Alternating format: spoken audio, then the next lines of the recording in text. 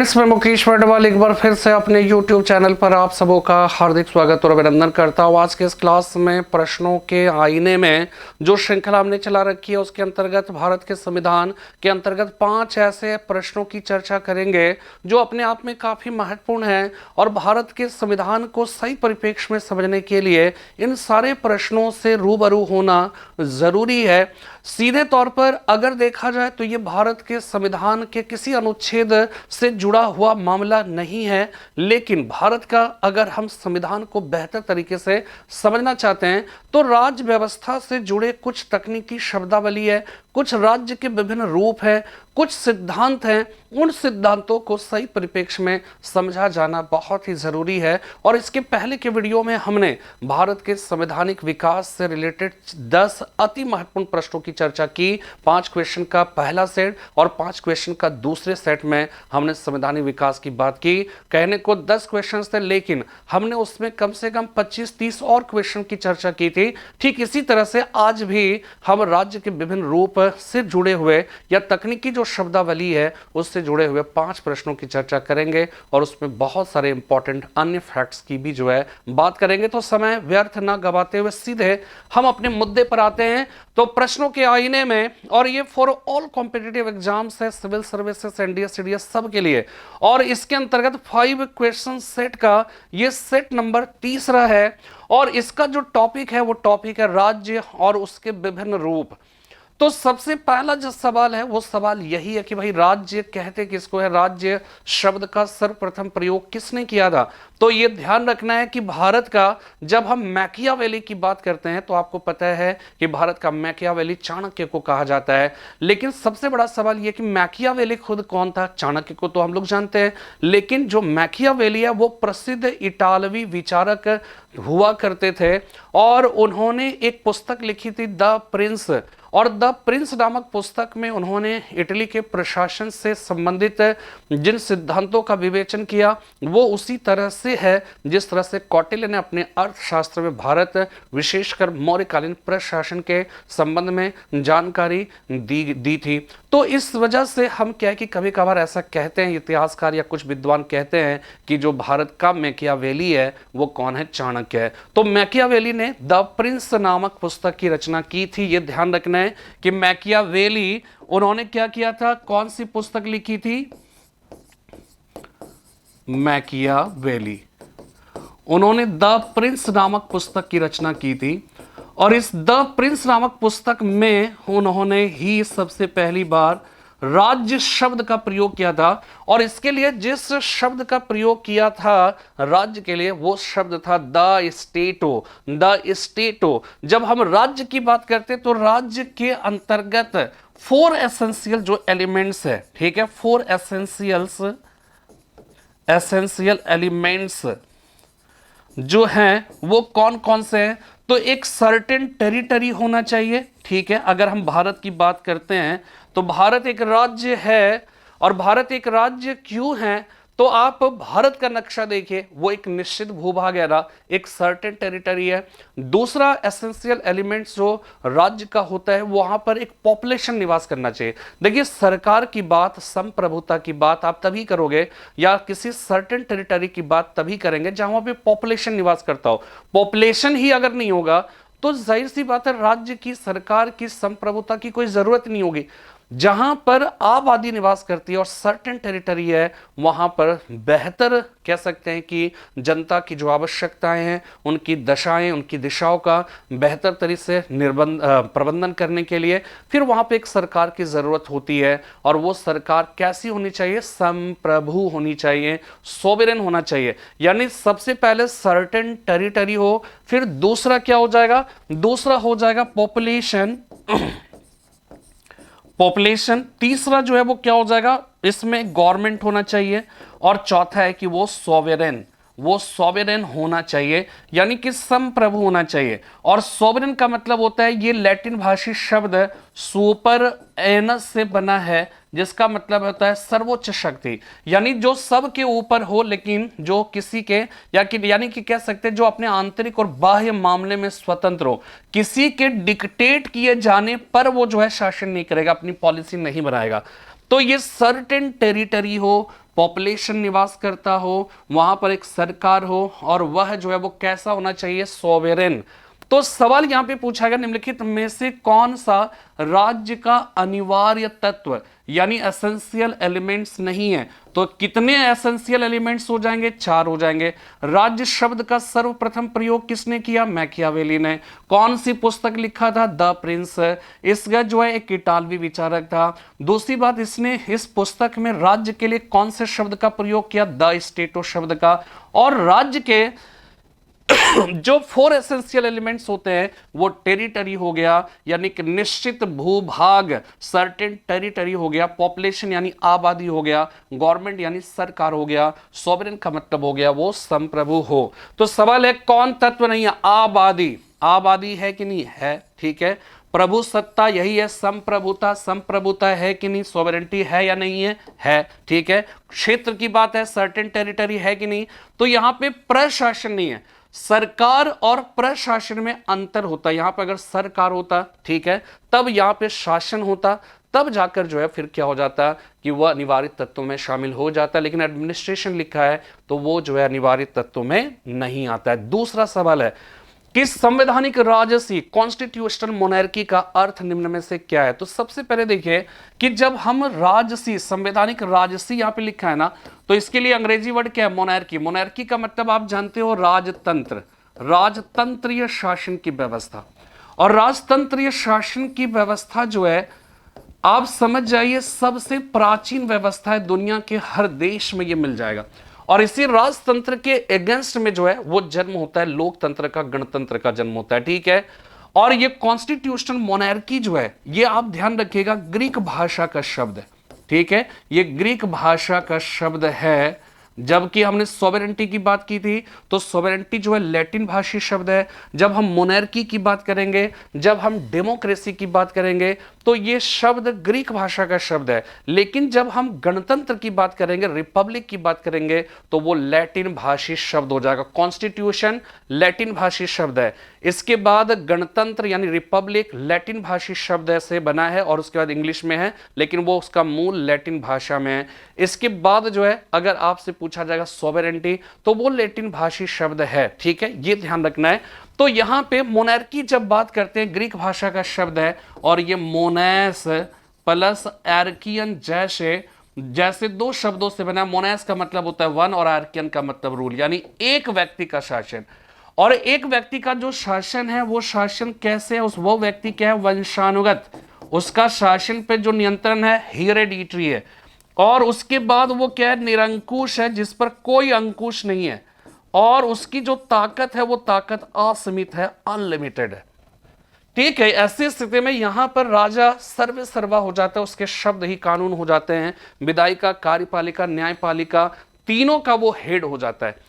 और इस तरह की व्यवस्था में क्या होता है, सत्तावाद की संभावना यानी कि ऑथोरिटेरियनिज्म का जो कॉन्सेप्ट है, टोटलिटेरियनिज्म का जो कॉन्सेप्ट है, उसके हावी होने की संभावना जो है बनी रहती है। सवाल ये पूछा गया संवैधानिक राजसी का क्या मतलब है, यानी कि इसमें एक और बातें समझनी होगी अगर इस सवाल का जवाब आप ढूंढना चाहते हैं। तो इसमें क्या है कि जब हम मोनार्की की बात करते हैं, यानी कि जब हम राजतंत्र की बात करते हैं तो ये 2 तरह का होता है। एक हो गया असीम या निरपेक्ष राजतंत्र हो जाएगा, और दूसरा है संवैधानिक राजतंत्र, जबकि ये हो गया निरपेक्ष या असीम। इसको इंग्लिश में कहते हैं एब्सोल्यूट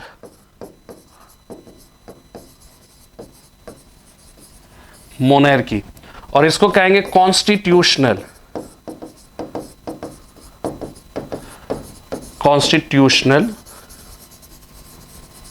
मोनार्की, ठीक है। दोनों में देखिए फर्क क्या है। इसका अगर आप एग्जाम्पल लीजिए तो इसका एग्जाम्पल आज भी आपको कहां पे मिल जाएगा, सऊदी अरबिया में, सऊदी अरब। और इसका एग्जाम्पल जो है आज कहां पे मिलेगा, ब्रिटेन में, ठीक है। इसका मतलब क्या होता है, इसका मतलब ये होता है कि ये एग्जैक्टली जो मोनार्की हुआ करता था वो मोनार्की यही है।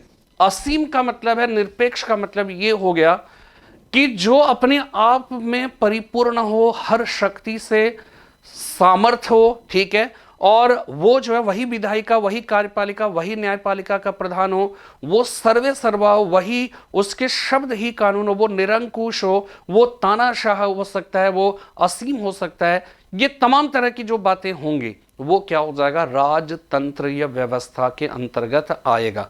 तो वहां पर क्या होता है, एब्सोल्यूट मोनार्की, वहां पर किसी तरह का कोई प्रतिबंध आपके ऊपर नहीं है, आप जो चाहें वो कर सकते हो, आपकी ये विवेक और बुद्धि पर निर्भर करता है। जब हम कॉन्स्टिट्यूशनल मोनार्की की बात करेंगे तो वो जस्ट लाइक इंग्लैंड को आप समझिए, ब्रिटेन की अगर आप बात व्यवस्था समझिए, वहां पर चुनाव भी होते हैं और चुनाव से वहां पे प्रधानमंत्री बनता है, ठीक है। वहां पर ब्रिटिश पार्लियामेंट है, वेस्टमिंस्टर, आपको पता ही है कि संसदीय शासन की व्यवस्था हिंदुस्तान में ब्रिटेन से लिया गया, और ब्रिटेन में वेस्टमिंस्टर एक जगह है लंदन में, वहीं पर इंग्लैंड का पार्लियामेंट हाउस बना है। इसलिए वेस्टमिंस्टर संसदीय प्रणाली को वेस्टमिंस्टर शासन प्रणाली भी कहा जाता है, क्योंकि हमने ब्रिटेन से लिया, दुनिया ने ब्रिटेन से संसदीय शासन की व्यवस्था को अपनाया, और ब्रिटेन का संसद चूंकि वेस्टमिंस्टर नामक स्थान में है, इसलिए उस संसदीय शासन की व्यवस्था को वेस्टमिंस्टर संसदीय शासन की व्यवस्था कहकर भी पुकारा जाता है। अब यहां पे ये देखना है कि जो संसदीय शासन की व्यवस्था ब्रिटेन से लिया गया, अब ब्रिटेन में हुआ क्या कि पहले वहां पर भी राजतंत्रीय शासन की व्यवस्था थी। अगर वहां पर जो है जो राजा का शासन था वो बहुत ही जो है वो कह सकते हैं कि एक प्रकार से जो है उत्पीड़नकारी भी थे, बहुत सारे शासकों ने बहुत सा जनता का जो है शोषण किया। तो उसके अगेंस्ट में क्या हुआ कि जनता का जो फ्रीडम को एक प्रकार से उसका अपहरण कर लिया गया था, वो जनता जो है व्याकुल हो उठी, उसने उसके खिलाफ संघर्ष किया, और वो संघर्ष जो है लोकतांत्रिक मान्यताओं की स्थापना को लेकर था। जब वो बहुत ही प्रबल, बहुत सबल हुआ, तो ऐसी स्थिति में ब्रिटेन के जो भी सम्राट या साम्राज्ञी थी, उन लोगों ने यह समझ लिया कि स्थिति अब हमारे प्रतिकूल हो रही है, तो उसने उस लोकतांत्रिक विचारधारा के समर्थक जो भी नेता थे उसको बुलाया, और उन सबने मिलकर एक मध्यम मार्ग अपनाया। और वो मध्यम मार्ग ये था कि किंग और क्वीन जो वर्षों से शासन कर रहे हैं उसको खत्म नहीं किया जाएगा, लेकिन लोकतांत्रिक जो विचार हैं उसको भी आपको अपनी जगह, अपनी व्यवस्था में जगह देनी पड़ेगी।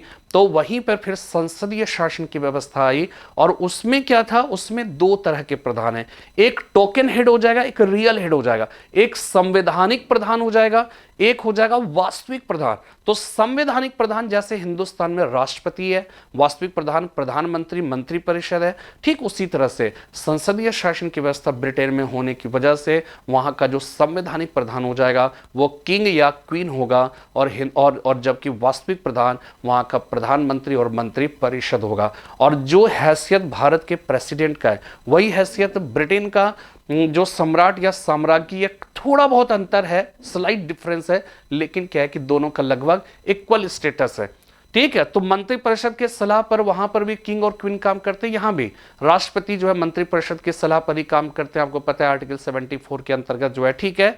तो ये व्यवस्था है। तो यहां पर क्या हुआ, किंग और क्वीन ब्रिटेन में बनी रही। फर्क देखिए, समझिए, राष्ट्रपति का जो दर्जा है वहां पे किंग और क्वीन का, लेकिन दर्जा जो है वो क्या है, अंतर क्या है, अंतर ये है कि वहां पर किंग और क्वीन का जो पद है वो पद वंशानुगत है, लेकिन हमारे हिंदुस्तान में राष्ट्रपति का पद वंशानुगत नहीं होता है। इसीलिए हिंदुस्तान क्या है, गणतांत्रिक देश है। इसीलिए तो यहां पर क्या है कि ब्रिटेन का सम्राट या साम्राज्ञी का पद तो बना है, लेकिन पहले वाली जो ताकत थी ना, वो ताकत अब नहीं रह गया। अब जो रियल ताकत है वो किस में है, संविधान में। रियल ताकत क्या है, जनता के द्वारा निर्वाचित, संवैधानिक मान्यताओं के आधार पर निर्वाचित जो प्रधानमंत्री, जो मंत्रिपरिषद है, उनके पास है। इसीलिए वहां राजतंत्र तो आज है, लेकिन वो कैसा राजतंत्र है, संवैधानिक, उसी को कहा गया कॉन्स्टिट्यूशनल मोनार्की। तो इसलिए यहां पे सवाल पूछा गया कि संवैधानिक राजसी, कॉन्स्टिट्यूशनल मोनार्की का अर्थ निम्न में से क्या है। राजा द्वारा संविधान को परिभाषित करना, यह है, नहीं है। राजा द्वारा संविधान की रचना करना, यह है, नहीं है। जनता द्वारा राजा का चुना जाना, यह है, नहीं है। तो फिर क्या है, चौथा है, संविधान द्वारा प्राप्त शक्ति के अनुसार राजा के द्वारा शक्तियों का प्रयोग किया जाना। यानी अब आप निरंकुश नहीं है, अब मनमाना आचरण नहीं करेंगे। संविधान ने आपको जो ताकत दी है, जो एक आपके ऊपर एक लिमिटेशन का एक जो अंकुश लगाया, अब निरंकुश नहीं, आपके ऊपर अंकुश है, उसी अंकुश के तहत आपको काम करना है, शक्तियों का प्रयोग करना है। That is known as constitutional monarchy and the best example of that system is Britain. ठीक है, तीसरा सवाल है, किस प्रकार के शासन में अंतिम निर्णय लेने की शक्ति लोगों द्वारा चुने हुए प्रतिनिधियों के पास होती है? तो इसका सही जवाब लोकतंत्र है, लेकिन इसका बहुत आसान सा जवाब हमने तो दे दिया। हम चाहे तो आपको यहीं पे छोड़ सकते हैं, लेकिन मैं चाहूंगा कि इसका कॉन्सेप्ट समझिए कि जब हम डेमोक्रेसी की बात करते हैं, ठीक है, जब हम डेमोक्रेसी की बात करते हैं ना, तो डेमोक्रेसी भी दो तरह का होता है। एक हो गया डायरेक्ट डेमोक्रेसी, ठीक है, एक हो जाएगा इनडायरेक्ट डेमोक्रेसी। हिंदी में भी समझिए प्रत्यक्ष लोकतंत्र, और ये अप्रत्यक्ष या परोक्ष लोकतंत्र हो जाएगा। ठीक है, इसी अप्रत्यक्ष या परोक्ष या इनडायरेक्ट डेमोक्रेसी को कहा गया प्रतिनिध्यात्मक लोकतंत्र। इसी को इंग्लिश में कहा जाएगा रिप्रेजेंटेटिव डेमोक्रेसी। ठीक है, डायरेक्ट डेमोक्रेसी की जब बात आती है तो यह ध्यान आपको रखना है कि यह सर्वाधिक लोकतंत्र का सर्वाधिक पवित्र रूप है, लोकतंत्र का सर्वाधिक पवित्र रूप, लेकिन यह लोकतंत्र का सर्वाधिक प्रचलित रूप है, सर्वाधिक प्रचलित रूप। ठीक है, इसके बाद क्या होगा कि यह कम जनसंख्या वाले देशों में ही हो सकता है, जिसकी जनसंख्या बहुत कम हो, कम जनसंख्या वाले देशों में। लेकिन जब हम इसकी बात करते हैं तो ये क्या हो जाएगा, अधिक जनसंख्या वाला कोई भी जो देश होगा, वहां पर अगर लोकतांत्रिक व्यवस्था है तो वहां पर डायरेक्ट डेमोक्रेसी नहीं हो जाएगा। अधिक जनसंख्या वाले देशों में वहां पर अधिक जो है जनसंख्या जहां पे होगा वहां पर डायरेक्ट डेमोक्रेसी नहीं हो सकता है। तो वहां पर क्या होगा, वहां पर कैसी व्यवस्था चलेगी? व्यवस्था चलेगी यहां पर इस तरह से कि यहां की जनता ये है, ये है, ये है, बहुत सारे पॉपुलेशन, बहुत सारे पॉपुलेशन, बहुत सारे पॉपुलेशन। तो सारी जो है पूरे भारत की अगर हम बात करें तो पूरे भारत में सारी जनता शासन में भाग ले सकती है? नहीं ले सकती, एकदम हौच पौच हो जाएगा। तो हम क्या करते हैं कि एक निश्चित जनसंख्या पर हम अपने एक एक प्रतिनिधि को चुनते हैं। ठीक है, और वो प्रतिनिधि को चुनने का कैसे चुनेंगे? चुनने का मतलब जो है ये हो गया कि भाई हमको मतदान करने का अधिकार होना चाहिए, मतदान करने का अधिकार होगा तभी तो हम चुन पाएंगे। तो यहां राइट टू वोट होगा, यूनिवर्सल एडल्ट सफरेज होगा। और आपको पता होगा कि भारत के संविधान की अगर हम बात करें, ठीक है, भारत के संविधान की बात करें तो आर्टिकल 326, ठीक है, यह ध्यान रखना है, भारत के संविधान का भाग 15 किसकी बात करता है? इलेक्शन की बात करता है। और इसी भाग 15 में कौन सा आर्टिकल है? आर्टिकल है 326। इसमें जो है कहा गया कि मूल संविधान की अगर ओरिजिनल कॉन्स्टिट्यूशन की बात करें तो इसमें कहा गया कि 21 वर्ष की उम्र प्राप्त कोई भी व्यक्ति न्यूनतम 21 साल की अगर उम्र का है तो वो मतदान करने का उसे अधिकार है, मतदान का अधिकार है। और इसी मतदान का जो अधिकार है इसको वयस्क मताधिकार कहा जाएगा। इसी को इंग्लिश में कहा जाएगा एडल्ट फ्रेंचाइजी और यूनिवर्सल एडल्ट सफरेज, सार्वभौम वयस्क मताधिकार। 21 ईयर्स था मूल संविधान में, लेकिन आज जो है टुडे कितना मिनिमम 18 ईयर्स है। तो ये जो संशोधन कौन से संशोधन के तहत हुआ? 61वां संविधान संशोधन के माध्यम से 1989 एडी में, ये याद रखिएगा। ठीक है, ये भाग 15 में इलेक्शन की बात की गई है। इसी के अंतर्गत आर्टिकल 324 होगा तो उसमें निर्वाचन आयोग की बात की जाएगी, इलेक्शन कमीशन की बात आएगी। ये सब याद रखिएगा ना, ये सब सवाल जो है वो कह के आते हैं। तो निर्वाचन आयोग की बात की गई है, भाग 15 में इलेक्शन है। ठीक है, और इसी के अंतर्गत आर्टिकल 326 है जिसमें सार्वभौम वयस्क मताधिकार, एडल्ट फ्रेंचाइजी की बात की गई है। और ये ध्यान रखिएगा, हमारे हिंदुस्तान में किसी तरह का कोई डिस्क्रिमिनेशन नहीं है। बस क्या है कि अपराधी नहीं होना चाहिए, पागल नहीं होना चाहिए, और तीसरा नाबालिग नहीं होना चाहिए। 18 वर्ष आपने जैसे ही काम पूरा किया, आप जो है मतदान के अधिकारी हैं। और फिर आपकी कोई जाति क्या है, आपका धर्म क्या है, आपका जेंडर क्या है, क्षेत्र क्या है, बर्थ प्लेस क्या है, इससे कोई मतलब नहीं है। आपका जो है वो क्या है कि वोट देने का अधिकार मिल जाता है। तो ये अपने आप में इंपॉर्टेंट चीज हो जाएगा। तो अब देखिए सवाल, किस प्रकार के शासन में अंतिम निर्णय लेने की शक्ति लोगों के द्वारा चुने हुए, यहां पे लोगों के द्वारा चुने गए प्रतिनिधि, तो इसी को इनडायरेक्ट डेमोक्रेसी कहेंगे, तो प्रतिनिधियों के पास होती, तो किसमें होगा? लोकतंत्र। लोकतंत्र की ही तो ये व्यवस्था है ना। तो ये आपको ध्यान रखना है। और ये ध्यान रखना है कि डेमोक्रेसी जो शब्द है ये भी ग्रीक भाषा का शब्द है, और ये डेमोस प्लस क्रेटोस से बना है।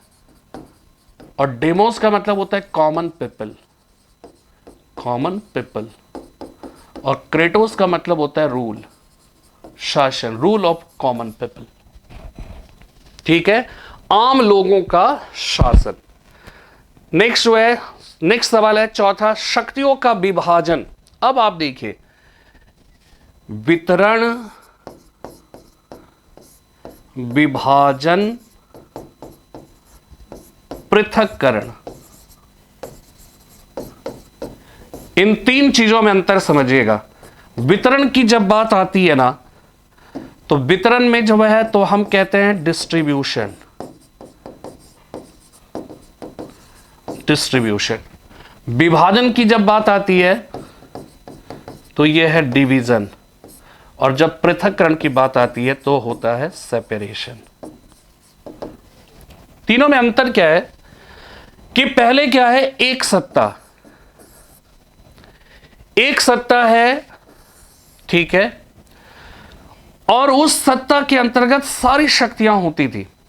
लेकिन अब शक्तियों को क्या कर दिया गया, शक्तियों का जो है वो क्या किया गया, विभाजन किया गया। ठीक है, विषयों का, यहां पर शक्तियों का क्या किया गया, विभाजन। और वो शक्ति का विभाजन क्या हो गया, विधायिका, लेजिस्लेचर है, कार्यपालिका, एग्जीक्यूटिव है, और न्यायपालिका। इन तीनों सरकार के तीन अंग हो गए। पहले एक ही व्यक्ति में तीनों तरह की शक्तियां होती थी, लेकिन बाद में क्या है कि इन शक्तियों का वितरण किया गया, वो कर दिया गया। आपका जो है वो क्या होगा कि पहला विधायिका, कार्यपालिका, न्यायपालिका। जब हम विभाजन की बात करते हैं तो विभाजन की बात जब आती है, जब डिवीजन की बात आती है, तो डिवीजन का मतलब ये हो गया कि, इसका मतलब ये हो गया कि जैसे भारत के संविधान का 7th शेड्यूल है, और इस 7th शेड्यूल में क्या है कि वहां पे तीन तरह के हैं ना, एक हो गया यूनियन लिस्ट, इसके बाद हो जाएगा स्टेट लिस्ट, कंकरेंट लिस्ट। तो वहां पर क्या हो रहा है, विषयों का विभाजन हो रहा है। ठीक है, विषयों का हमने क्या किया, विभाजन कर दिया, सेपरेशन, उसका जो है उसका डिवीजन कर दिया। ठीक है, और जब हम पृथक्करण की बात करेंगे तो पृथक्करण का मतलब यहां पर यह हो गया कि विधायिका, कार्यपालिका, न्यायपालिका, इसमें वितरण तो कर दिया, लेकिन प्रॉब्लम क्या है कि हो सकता है कि कार्यपालिका का जो सदस्य है वो विधायिका का भी सदस्य हो, जैसे हिंदुस्तान में। तो यहां पर जब हम पृथक्करण की बात करेंगे तो ये कहेंगे कि विधायिका का जो सदस्य है वो कार्यपालिका का सदस्य नहीं होगा, कार्यपालिका का जो सदस्य है वो न्यायपालिका का सदस्य नहीं होगा। तो इस तरह का एकदम अलग अलग कर देना, अलग अलग व्यक्तियों को अलग अलग जगह नियुक्त करना, एक व्यक्ति को दो जगह पर नियुक्त नहीं करना, that is known as separation. इसी को सेपरेशन ऑफ पावर कहा जाएगा। तो शक्तियों का विभाजन और स्वतंत्र न्यायपालिका, ये ध्यान रखिएगा कि फेडरल स्ट्रक्चर, ठीक है, फेडरल स्ट्रक्चर ऑफ गवर्नमेंट में जहां पर शक्तियों का बंटवारा संघ और राज्य के बीच में होता है ना, शक्तियों का विभाजन अभी भी बताया है ना, तो ये कौन सी व्यवस्था में? Federal structure of government. और जहां फेडरल स्ट्रक्चर ऑफ गवर्नमेंट होगा, ठीक है, जब हम संघात्मक शासन की व्यवस्था की बात करेंगे तो वहां पे शक्तियों का जो बंटवारा है वो संघ और राज्य के बीच में होगा। और संघ और राज्य के बीच में जो शक्तियों का बंटवारा होगा उसमें क्या होगा कि उसमें राज्य और संघ और राज्य के बीच में आपस में विवाद हो सकता है। तो उन विवादों का निपटारा करने के लिए एक इंडिपेंडेंट जुडिशियरी का होना बहुत ही जरूरी है। और यही जो है स्वतंत्र न्यायपालिका के लिए व्यवस्था। तो इस प्रकार हम ये कह सकते हैं कि जहां फेडरल स्ट्रक्चर ऑफ गवर्नमेंट है वहां पर शक्तियों का विभाजन होगा और एक इंडिपेंडेंट जुडिशियरी होगा। ये कॉमन फीचर माना जाएगा। तो यही सवाल पूछा गया कि शक्तियों का विभाजन और स्वतंत्र न्यायपालिका किसकी दो महत्वपूर्ण विशेषताएं हैं? तो पहला, सरकार का लोकतांत्रिक स्वरूप नहीं। ये हो सकता है कि फेडरल स्ट्रक्चर ऑफ गवर्नमेंट जहां जहां, जैसे इंडिया है, जैसे आप जो है कनाडा समझ लीजिए या फिर अमेरिका समझ लीजिए, तो वहां पे लोकतांत्रिक व्यवस्था हो सकती है, लेकिन कोई जरूरी नहीं कि लोकतांत्रिक व्यवस्था हो और शक्तियों का विभाजन हो ही। सरकार का संघीय स्वरूप यही है फेडरल स्ट्रक्चर, और वहां पे शक्तियों का विभाजन होगा और साथ में वहां पे एक इंडिपेंडेंट जुडिशियरी होगा।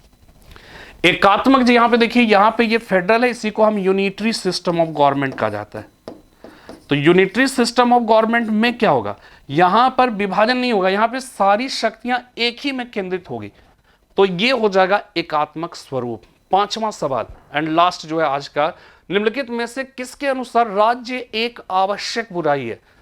तो देखिए यहां पर ध्यान रखिएगा, साम्यवादी अराजकतावाद को मानते हैं, अराजकतावादी है, और यही जो है महात्मा गांधी भी